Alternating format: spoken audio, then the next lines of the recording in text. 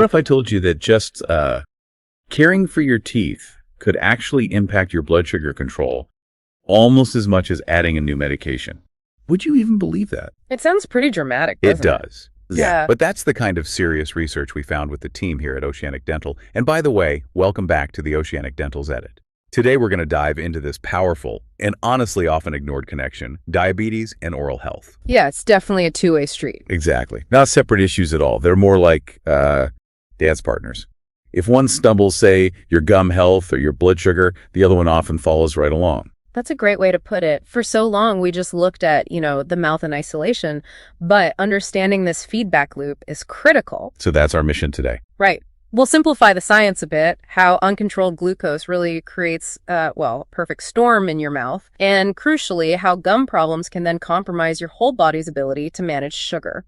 Okay, let's tackle the first direction then. How high blood sugar sabotages your mouth.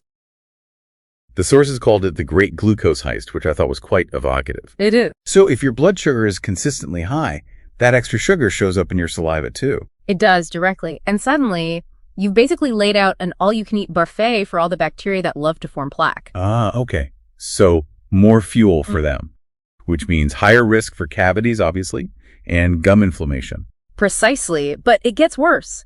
That high sugar doesn't just feed the bacteria, it actually weakens your own defenses at the same time. How so? Well, hyperglycemia, high blood sugar, it sort of handcuffs your immune system. Your white blood cells just don't work as effectively. So if you do get an infection, like in your gums, It's likely to be more severe, and your body struggles to heal it. Healing is much, much slower. and on top of the immune issue, isn't dry mouth xerostomia also common? Very common. And saliva is incredibly important. It's your mouth's natural defense system, washing away germs, neutralizing acids. So less saliva means less protection. Exactly. You lose that constant rinse cycle. And there's another factor on a microscopic level called the AG factor, advanced glycation end products. Basically, rogue sugar molecules sticking to proteins, damaging them. Okay. These AGEs build up in the gums, and they act as triggers for chronic inflammation, actively destroying gum tissue and even the bone underneath. Wow. So the sugar literally helps break down the structure of your mouth. That's pretty intense. It really is. Okay, let's flip the script. How does poor oral health, like gum disease, fight back and mess with blood sugar control? This is where that two-way street becomes really clear.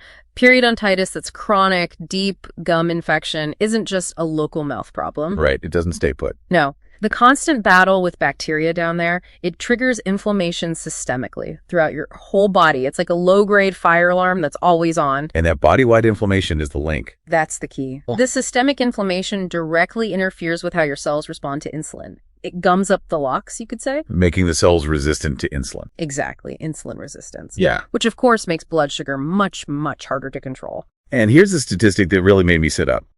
Treating moderate to severe gum disease can actually lower HbA1c levels. That's your average blood sugar marker. By about 0.4%. That's significant. It absolutely is. Clinically meaningful. It's comparable to the effect you might get from adding a second oral diabetes medication, just from treating your gums. Which really drives home the warning sign, doesn't it? Bleeding gums. Absolutely critical. Bleeding when you brush or floss is never normal. Never. And if you have diabetes, that bleeding isn't just a sign of gum trouble. It's a red flag. It means there's a chronic inflammatory burden actively fighting against your efforts to control your blood sugar. So, given how quickly things can apparently change, the standard 6-month dental visit might not cut it. Often, no. For people managing diabetes, the recommendation is frequently cleanings and exams every 3, maybe 4 months. It's about catching inflammation early. Staying ahead of it. Yes. And we really need to bust that myth, the idea that diabetes means you're just destined to lose your teeth. That's completely false, right? Yeah, utterly false. Good blood sugar control is hugely protective. And even things like dental implants, they have very high success rates, over 90%, in patients with stable glucose levels. So the takeaway here seems crystal clear. Taking care of your gums isn't just about, having a nice smile. Not at all. It's a medical necessity. Yeah.